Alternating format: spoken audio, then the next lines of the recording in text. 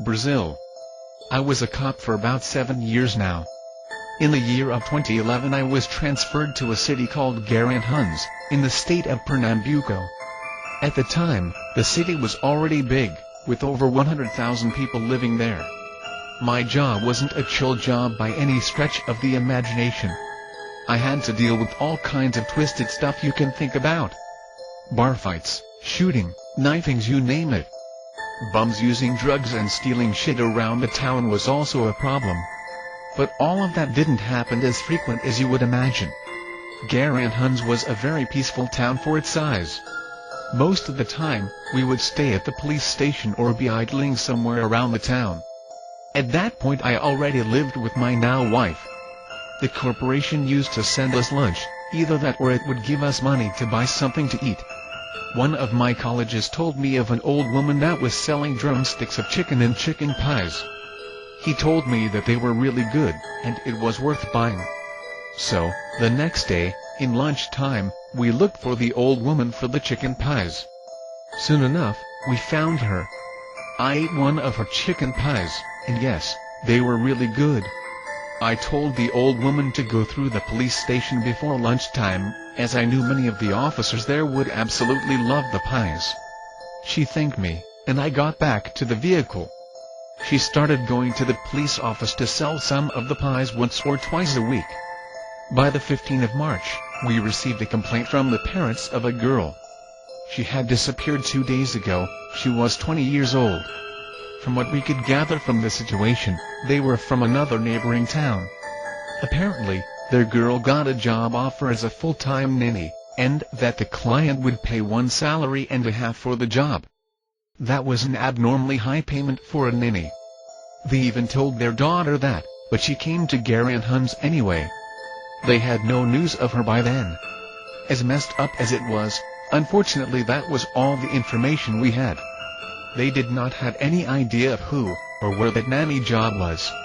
We forwarded the case to the investigations department, but with low hopes that something would come of it.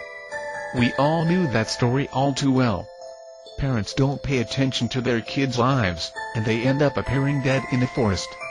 She was 20 alright, but the fuck that I would let my daughter go out like that if I had a daughter. They registered the case there, and went back to their town. In my opinion, having someone disappear is one of the worst cases you can have. Worse than burying someone dear to you, is no knowing if the person's still out there. All we could do was wait. Life went on. It wasn't until the 8th of April, that we were told that someone had a lead on the case. What happened was that, while an investigation, the victim's credit card was used in a store in the city. The police got in contact with the store, and with the camera images, they could identify the person. There was a man and a woman at the store. The woman was not identified, but the man was. The man was called George, and he lived not too far away from the police station. At April 11th, 3 days later, we got a mandate for searching and apprehension in George's house. We went there. My heart sank when I saw the old lady of the chicken pies lived there. 3 people were taken to the police station.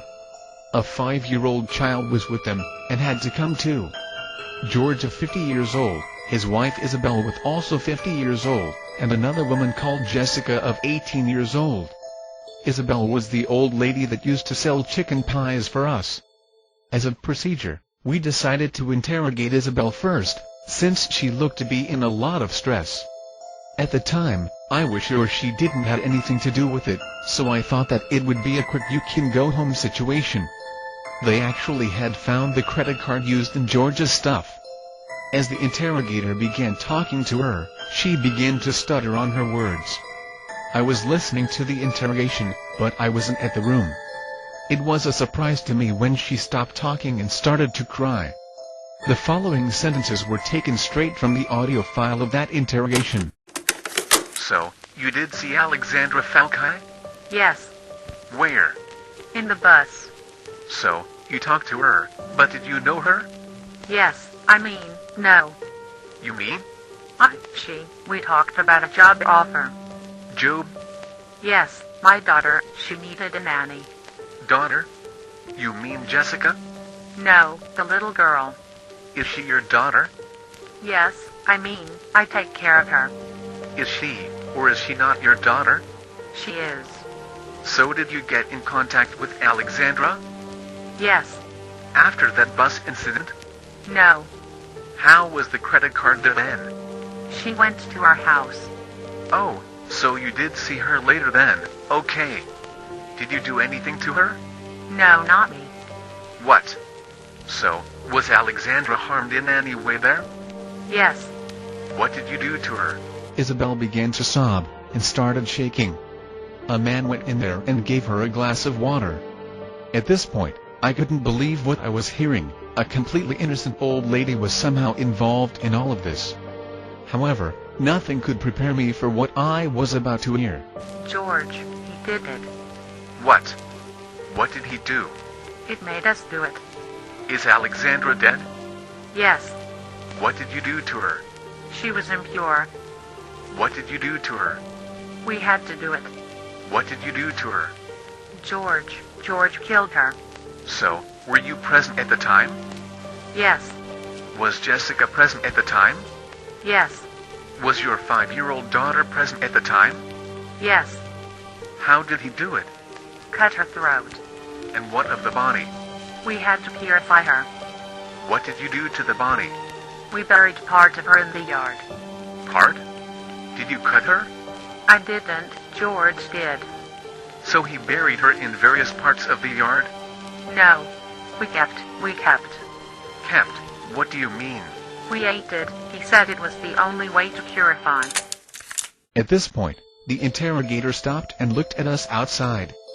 He was pale, and sweating a lot. We stopped the interrogation.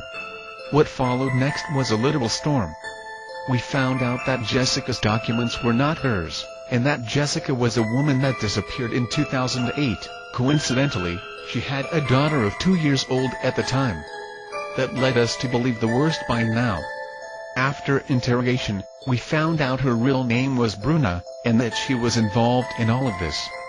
She confessed that they had killed other girls before, and that they had consumed the meat. That's all the info she told us, and she went quiet. Bruna was very cold, and did not display any emotions, and even laughed at us sometimes. George refused to talk. When mentioned that his wife Isabel had told us everything, he said that she was senile. When we mentioned Bruna, he did not answer. They were kept in jail, and the next day, Isabella was interrogated again. This time, the interrogator wanted to know more about what happened, and where exactly the bodies were. This time, it's like Isabella was another person. Aside from some movement on her leg, she did not display any emotion whatsoever. This time, a female and a male officer was questioning her. I was once again just outside the room. The 5-year-old was also questioned by a professional, and she described everything to details. So, we talked to Bruna. What is she for you? She is my husband's girlfriend. His girlfriend? Yes. Were you okay with that? Yes. So, was Alexandra to be his girlfriend too? No, she was impure. Impure? Yes, impure. George said so. How much meat did you get out of her body? 10 kilograms. So, okay then, how many days did you eat from that meat? About 2. Only that? No, not 2, about 3. 10 kilograms of meat doesn't last only 2 or 3 days, it would have to last at least for 2 weeks. It didn't last 2 weeks, because Bruna ate more than me. So she ate a lot then? She was on a diet, but she liked meat a lot. But I like rice more, I don't like meat very much. So it only lasted less because of Bruna, and the little girl that liked it. Did she knew? No, she didn't knew, she thought it was just normal meat. So I think it lasted 5 days. And you ate a lot of the meat? No, I don't like meat very much. So, all of the others that ate? Yes, the little one ate a lot of the meat. So, how did she know about the people getting killed? I believe she saw everything, all of the procedures. Okay, so you ate the parts of the girls. Which parts did you eat? Normal pieces, like liver and normal parts of the body. Did you eat her heart as well? No, none of the times. Are you sure? Yes. Didn't you have remorse by doing that? Yes. But you ate either way. So, you used that meat to make the pies, didn't you? At this time, I was selling peanuts. But you were also selling pies at that time, weren't you? Yes, but I was selling peanuts. But Bruna said you used the meat to make the pies. That was a lie. Bruna did not say that. He told her that to make her speak. But these were made for our home. So for you to eat? Yes. And how would you differentiate the ones you would sell from the ones you would eat? Because I was selling peanuts. That's a lie. You were selling pies. I saw you selling pies here. I know. I sold to you once, I think. So, you used her meat as filling for the pies, right? Yes, I used it. Okay, and you did the pie? Yes. And sold them? Yes. So why don't you confess then? But I sell peanuts. Yes, you sell peanuts, you sell coconut candy, and you sell pies. And you made the filling with the girl's meat, and made other people eat it. So why don't you fucking confess? As she remained silent, the female interrogator left the room. The other interrogator then continued. Tell me something. The pies you sold here, they were made with the meat of which one of the girls? On the second. Alexandra? Yes. And where else did you sell those pies? Everywhere, even at the hospital, but it was only that time, the rest was peanuts. And I used only a little of meat, it was more sauce. After that, I went to the bathroom and vomited. I remembered the pieces of meat that there were in the pies. Now I wanted to kill that woman. It was clear for me now, that they were 3 cold-blooded killers. They lured 2 other women and killed them, in the same way. The first one to die was Jessica in 2008. She was living on the streets, and they lured her, killed her, and took her daughter. Then 2 more had died that year. As the population became aware of the case, and the press started reporting on it, the population got angry and burned their house down. All of them refused to go outside, since there was a constant angry mob at the door of the police station. The one person that showed us where the bodies were, was the kid. We had to take the little girl there, and she pointed where in the yard were the corpses. An investigation was opened on George, and they found a very disturbed thing. George graduated in physical education, and was by no means illiterate. He was under license, since he was having alleged problems with schizophrenia. They also found one thing, a book, in which he wrote about a lot of things. The book was to be a fictional work, but it seemed like it was not fictional since it described a very disturbing scene. The following texts were taken straight from his book. Notice that he changed their names, Isabel to Belle and Bruna to Christina. We returned to live in Olinda, Pernambuco. With the economy we had, we managed to buy a house there. It was a simple neighborhood of the city. Christina had returned to live with us. I made a small living room, and there I had coffee every morning with Belle and Christina. I stopped attending psychiatric clinics, and taking medication. Happy days. But we began to receive visits from a teenager, very beautiful, but strange. She came mysteriously, played in the yard, and smoked a lot. The days went by. I, Belle, and especially Christina, could not stand the visits of this adolescent anymore. Shadows were with her, sinister laughter was emitted by her, she was the evil itself. As head of the family, I had a duty to destroy her. One day, I took advantage of the fact that the evil teenager was not there, and I planned with Belle and Christina a way to destroy her. We concluded, kill it, divide it and bury it. Every part of it in a different place. It was a night of heavy rain, lightning and thunder. The evil creature was in a room of the house. I looked at Belle and Christina.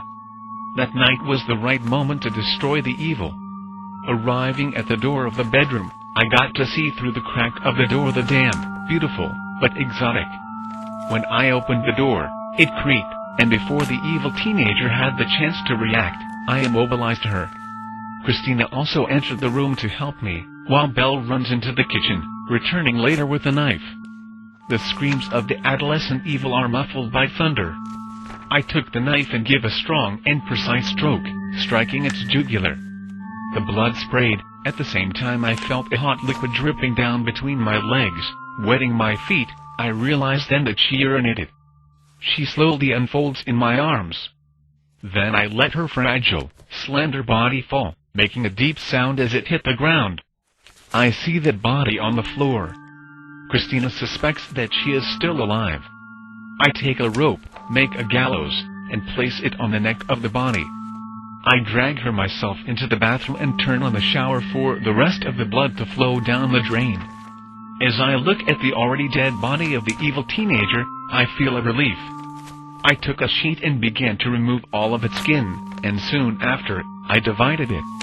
I, Belle and Christina fed on the flesh of evil, as if it were a purification ritual. The rest I buried in our backyard, each part in a different place. The police found this book, because in 2011 he tried to publish it as a book named, Revelations of a Schizophrenic. At this point, they interrogated George again, and this time, he spoke. So, George, we found your book. I see.